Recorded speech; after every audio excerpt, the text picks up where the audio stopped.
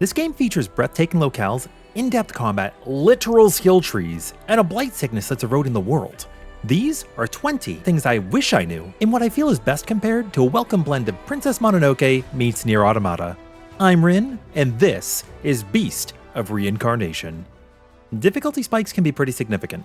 This game features a story, normal, and hard mode difficulties, with a Reincarnation Plus difficulty unlocked in New Game Plus. This can be changed anytime you're out of combat, and honestly, the difference in gameplay feels pretty great between them. I tried all 3 modes, and while this game is recommended for those that want a challenge, I'll say that the story is definitely a palatable option for those of you who may be interested in the story but don't want that Souls-like pain and suffering. On the other hand, hard mode felt pretty rewarding when I was mastering bosses, but it could be really frustrating when random enemies just rock your world right before you're at a campfire. I was on a ledge and they're just shooting me off with rockets, like what's going on? The Goldilocks zone for me is normal mode. I really feel like a lot of players are going to be happy with this difficulty. Wasn't too easy, wasn't too tough, and there was still a good difficulty spike. I'll say that regardless of the difficulty chosen, at the end of chapter 3 you're going to notice a big spike. It certainly took me by surprise and it made my no-hit run way harder. Which brings us to number 2.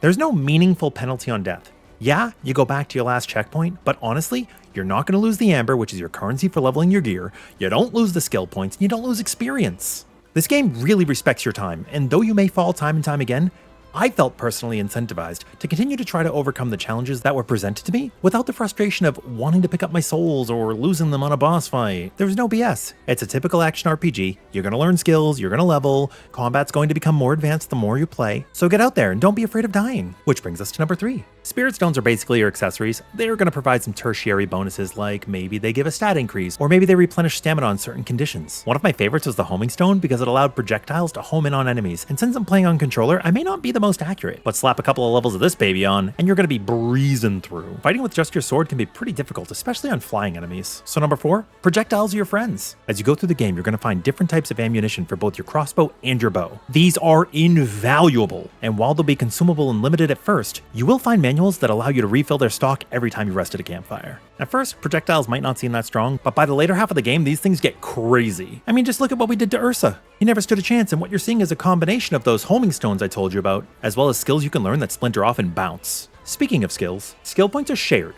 Your attributes are not. As you level up, you're going to get skill points. These are used to learn skills with Emma and with Ku. Be careful when you're saving up for a certain skill, because if you accidentally spend the points on Emma, you might not be able to learn the skill you wanted on Ku. Attributes, on the other hand, are individual. So, let's say you wanted to focus on strength, you can do that. Let's say you wanted to focus on vitality for your other character, you can do that. As you're playing the game, you may have to invest skill points in a tree you're not focused on as prerequisites for skills that you're trying to unlock. Skills aren't the only thing you're going to spend as you're leveling up. Your amber will also be used to upgrade your weapons. This will be used to upgrade your swords, your bow, your crossbow, as well as the ammunition for both. All of these utilize amber, so be careful when upgrading. I played a lot of Monster Hunter and Grand Blue, so I appreciate a good grind. I don't mind going out there to get a little bit of extra amber. But if that's not your thing, you may want to be careful about what you're upgrading. Don't just throw everything in willy-nilly. Maybe you're not using regular arrows, or maybe you're not using the firebolts, so you don't have to invest in leveling those up. Also, as you're getting towards the end of a chapter, you may want to think about saving up some new amber, because each chapter will present you with new weapons. Keep this in mind as you're progressing, and you'll find yourself less frustrated when you come across something new and you don't have the currency to upgrade it. But again, if you want to stop and grind, it'll make your journey easier, because not only will you be getting amber, you'll also be leveling to get those skill points. Now look, if you get choice paralysis in games, don't worry about it. These skill points are not permanent. A few hours into the game, you're going to unlock the ability to reset your skill tree. All it costs is amber. So if you want to change, farm for a bit and then swap out. So mess around with your build, try out different stuff, go ranged, focus on CC, focus on healing, focus on damage. The world is your burrito.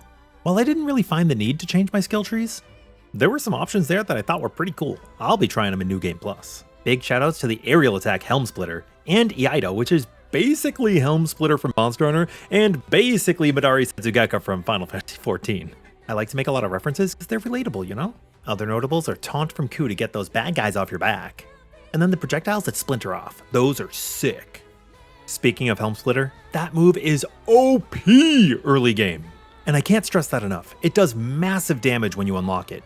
Can be used from the air, so it's relatively safe. Although you are vulnerable during the entire attack, So if the enemy is attacking as you land, you are going to take that damage, just be careful. But it can deal a lot of stun damage, so chances are you're going to disrupt them anyway, and you will unlock follow-ups for Helm Splitter later in the game. After the midway point of the game, I found myself using combos and skills a lot more often than Helm Splitter, but it still earns a spot on my list. When it comes to action RPGs, I think a lot of people think Souls-like games and stuff, so then you're thinking, oh, is this a guard game? Is this a roll game? Is this a dodge game? And you can unlock roll, it's a skill, but my number one recommendation to practice in combat is Perfect Guard. It's very clear that this is what the game wants you to do, since successfully doing a Perfect Guard is going to restore your FP for Coup, allowing you to use more skill points. Now I'd be remiss not to warn you that Coup cannot take the same action twice in a row, so keep that in mind when you're trying to CC the enemy. You may want to toggle between two skills that you find highly valuable, like Coup's Bind, and maybe the element the enemy's weak to, which leads us into status effects. Status effects are OP.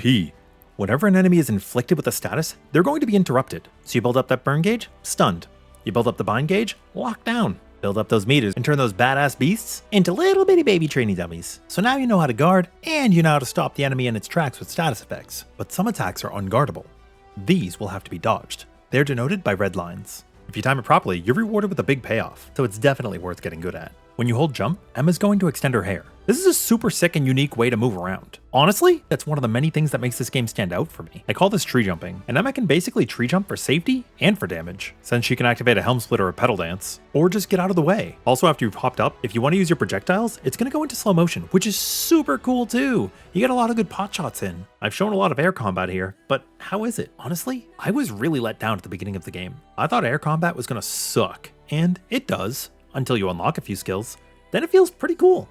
You can stay grounded if you want, but my boy Sora from Kingdom Hearts is a floaty boy, so I love flying around. Let's not even talk about my boy Galanza.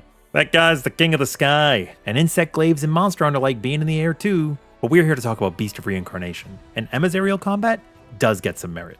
She's going to unlock a handful of skills, and while I found some of them kind of useless because their follow-up is at a range and you're usually in the enemy's face, that means you're choosing for one of the attacks to just not stick.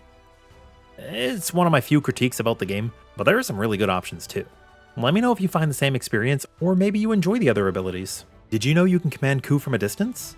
If you like to be stealthy and sneak around, you can actually order Coup to pounce. It'll show you the success rate, but honestly, I think mine was 100%. I don't know if there's something wrong with that or I just got really lucky. Go get him, boy. Coup may take care of you in combat, but you've got to take care of Coup.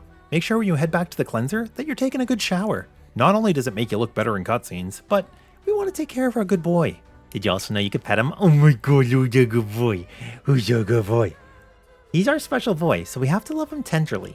At the time of this upload, I have 3 puppies, and I love them so much. So of course I'm going to love Coup too. Maybe I'm a little biased, but I mean, who isn't? And finally, number 20. My last piece of advice, do not alt-tab during cutscenes. I hope this gets patched out, but for whatever reason, the audio mutes while you're alt-tabbed.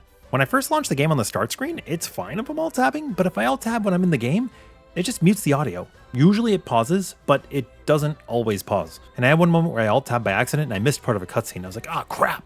So yeah, really watch out for that. I hope they fix it. I hope it's coming in a patch. If you guys hear this, please, take care of that. It would be really cool. And that's all from me. You know, when Game Freak reached out and asked me if I wanted to do a review, I was starstruck. I was really busy, but I was able to squeeze some time in and make this video for you guys. And since I was really looking forward to this game, I had to do it.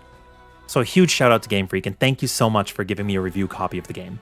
I'll have my full proper review coming out later as well. I just thought that this might be the best first video for us. So yeah, let me know what you guys think.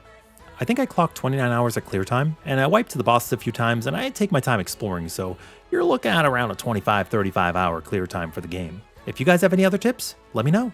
Until next time, laters gators.